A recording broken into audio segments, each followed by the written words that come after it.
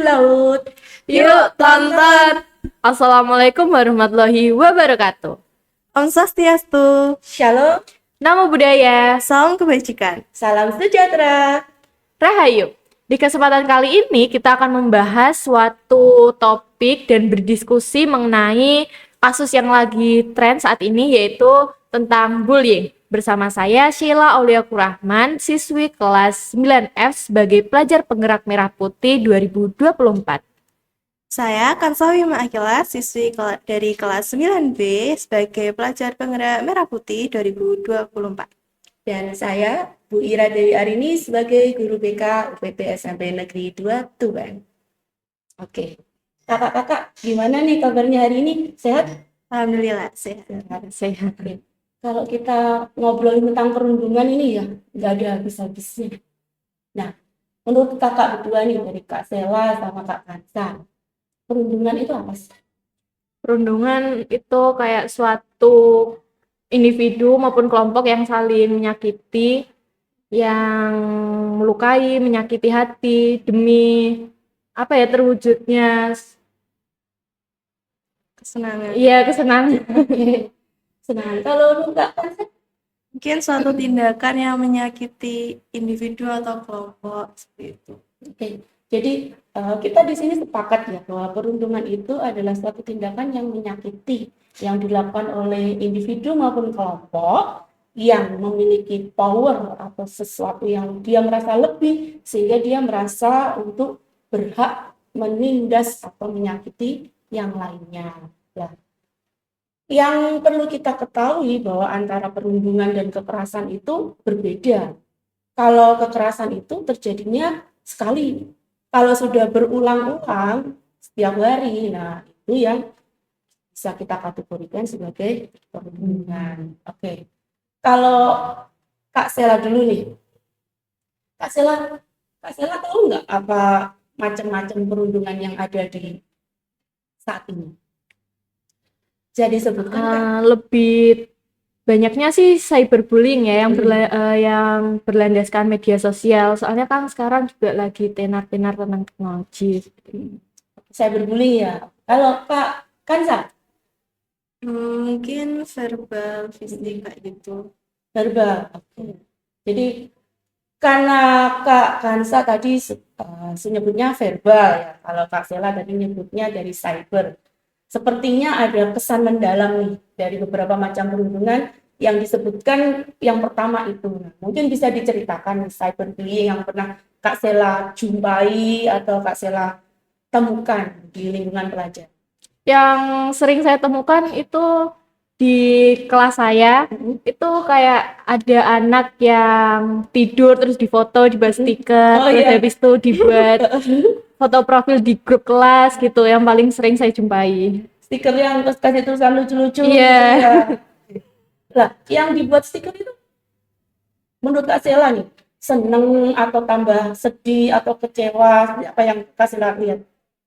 Yang saya lihat sih sedih ya, soalnya kan juga fisiknya, foto-fotonya dibuat bahan bercandaan di grup, terus kan juga dia pasti ngerasa dikucilkan gitu. Apalagi biasanya foto yang dipakai stiker tuh foto yang lagi nggak cantik. Iya. Nyebelin emang ya, padahal kadang kita foto itu udah berpose secantik mungkin, biar keren. Pas kita lagi lengah dikit, jadi stiker. Iya. Sekarang kita ke Kak Kansa nih, tadi verbal bullying ya. Pengalaman Kak Kansa nih dalam verbal bullying. Mungkin sih kayak apa ya?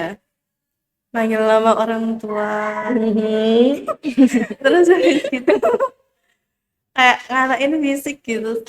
Latihan fisik, manggil orang-orang tua itu nggak habis-habis ya. Iya itu sering banget di kelas. Terus sebenarnya hampir semua lingkungan mesti panggil nama orang tua sih. Menurut Kak Kansa sopan nggak sih manggil orang? Enggak.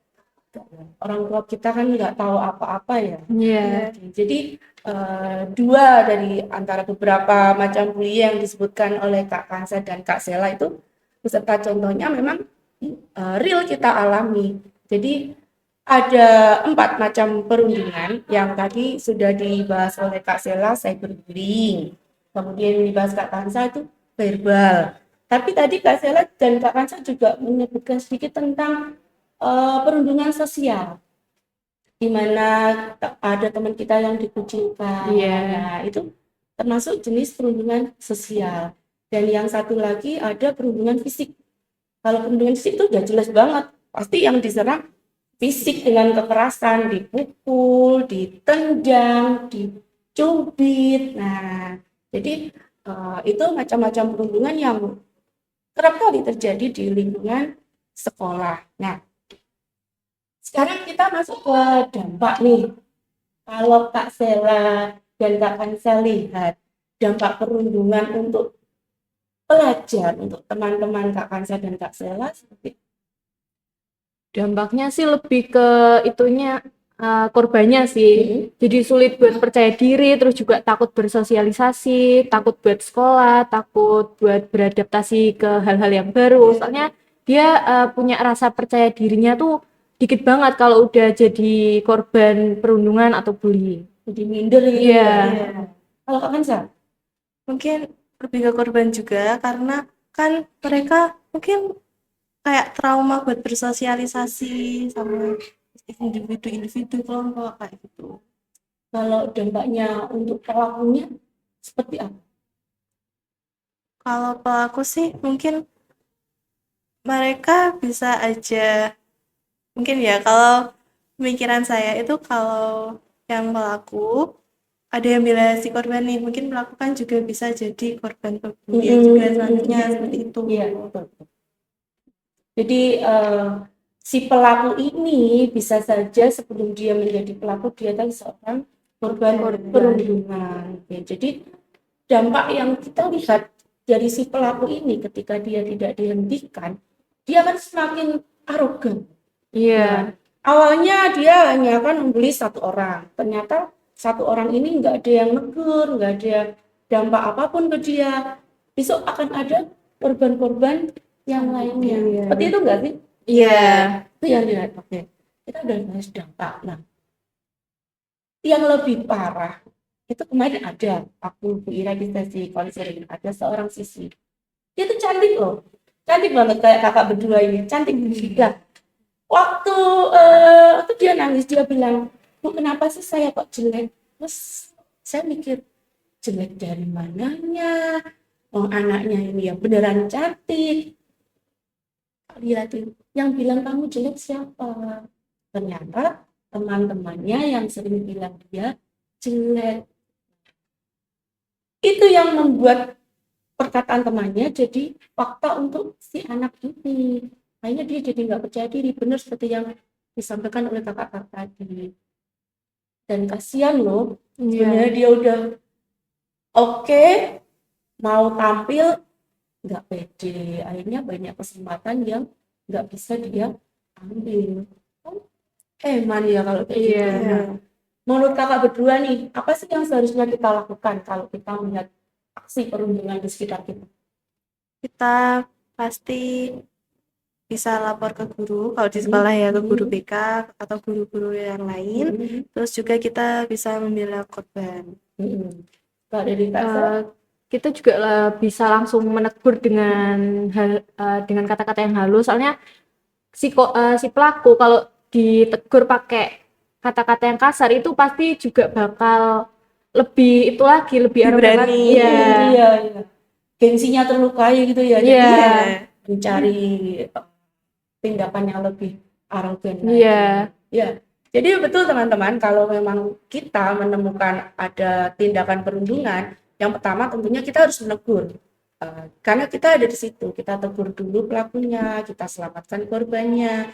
Apabila teguran kita tidak diindahkan, kita bisa lapor pada guru yang ada saat itu, bisa guru yang sedang di kelas, guru BK, guru piket.